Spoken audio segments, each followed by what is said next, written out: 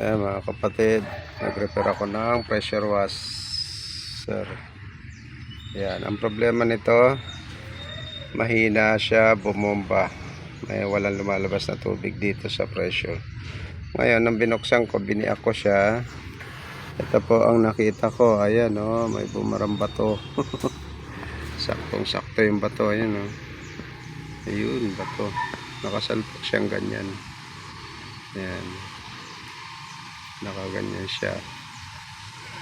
Ayan. Kaya siya walang pressure. Kaya hindi makakapag ng tubig.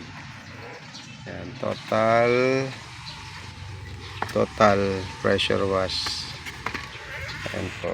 Ayan. Nakakapit ko na. Tatanggalin ko lang po itong bumara na to para mabuo ko na ulit. Ayan. Ayan po. Problema niya. Grabe. Nakahigop ng bato yun. Ayan. Meron pa nga sa loob. Ayan, may barak pa rin sa loob. Ayun.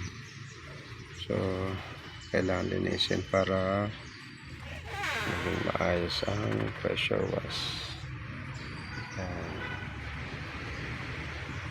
Bukod sa makina, yan din mga ginagawa natin.